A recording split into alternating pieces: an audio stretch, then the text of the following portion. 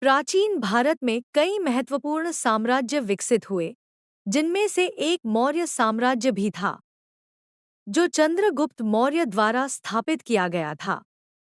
मौर्य साम्राज्य भारतीय इतिहास का एक महत्वपूर्ण राजवंश था, जिसका पूरी दुनिया भर में नाम प्रसिद्ध है।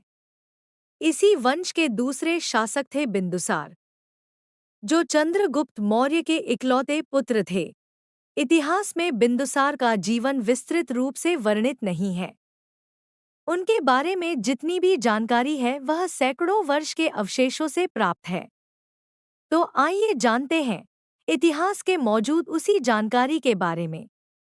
वीडियो स्टार्ट करने से पहले आपसे एक छोटी सी गुजारिश है, प्लीज़ इस वीडियो को लाइक कर दें और अपने दोस्तों के साथ शेयर करना न भूलें। बिंदुसार मौर्य मौर्य साम्राज्य के दूसरे शासक और इसी साम्राज्य के संस्थापक चंद्रगुप्त मौर्य के पुत्र थे, जिनका जन्म लगभग 320 ईस्वी पूर्व में पाटलिपुत्र में हुआ था। वह अपने पिता चंद्रगुप्त मौर्य और माता दुर्धरा के इकलौते जीवित संतान थे, क्योंकि उनके बड़े भाई केशनाग की जन्म लेते ही मृत्यु हो गई थी। वहीं जब बिंदुसार अपनी माता की कोख में थे तब उनकी माता का भी देहांत हो गया था। परंतु बिंदुसार को आचार्य चाणक्य ने किसी तरीके से बचा लिया। इसके पीछे भी एक कहानी है। आचार्य चाणक्य रोजाना चंद्रगुप्त के भोजन में थोड़ा सा जहर मिला देते थे, ताकि समय के साथ उनके शरीर में विषरोधी इम्यूनिटी विकसित हो जाए और उनके प्राणों को किसी भी तरह से हानि न पहुंचे। इस तरह एक दिन चंद्रगुप्त का भोजन उनकी गर्भवती पत्नी दुर्धरा ने खा लिया। जब तक आचार्य चाणक्य को यह बात पता चली तब तक बहुत देर हो चुकी थी। जहर खाने से दुर्धरा की मृत्यु हो गई थी, लेकिन उस समय बिंदुसार पेट में ही था। उस समय चाणक्य ने दुर्धरा के पेट को चीर के गर्भ से बच्चे को निकाल तो लिया, परंतु तब तक बच्चे के सिर में जहर की कुछ बूंदें पहुंच चुकी थी। ऐसे में आचार्य ने अपनी सूझबूझ से बच्चे को जहर से मुक्त कर बच्चे को बचा लिया। ऐसा कहा जाता है कि इस जहर की बूंद की वजह से ही आचार्य ने इस बच्चे का नाम बिंदुसार रखा। उसके बाद बिंदुसार का पालन पोषण शाही दासियों द्वारा किया गया। वह अपने पिता की तरह एक योग्य सम्राट बन गया और 16 महिलाओं से विवाह किया, जिनमें से उनके 101 पुत्र हुए। सम्राट चंद्रगुप्त मौर्य की मृत्यु के बाद आचार्य चाणक्य उनके बेटे बिंदुसार की सेवा में लगे गए। उन्होंने चंद्रगुप्त मौर्य की तरह बिंदुसार को भी एक सफल राजा होने का पाठ पढ़ाया।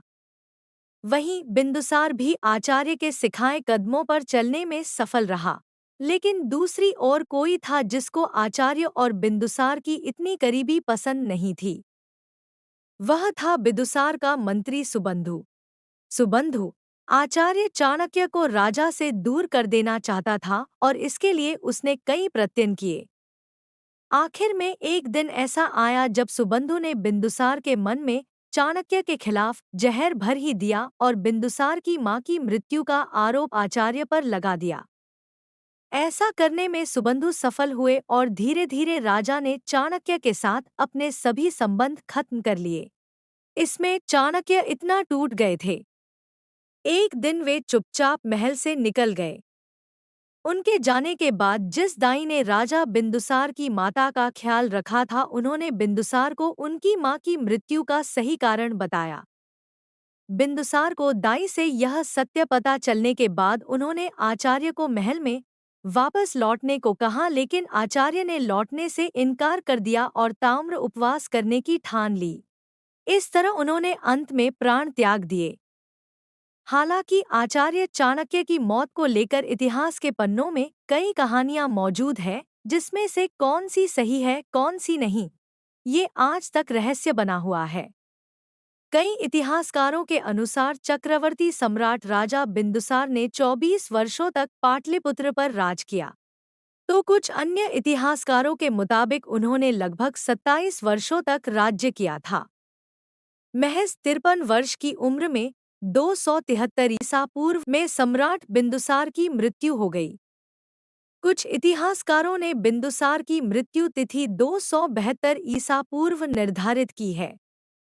आपको बता दें कि उनकी मृत्यु का मुख्य कारण उनकी कमजोर स्वास्थ्य स्थिति थी, जिसके चलते वे ज्यादा बीमार पड़ गए और उनकी मृत्यु हो गई।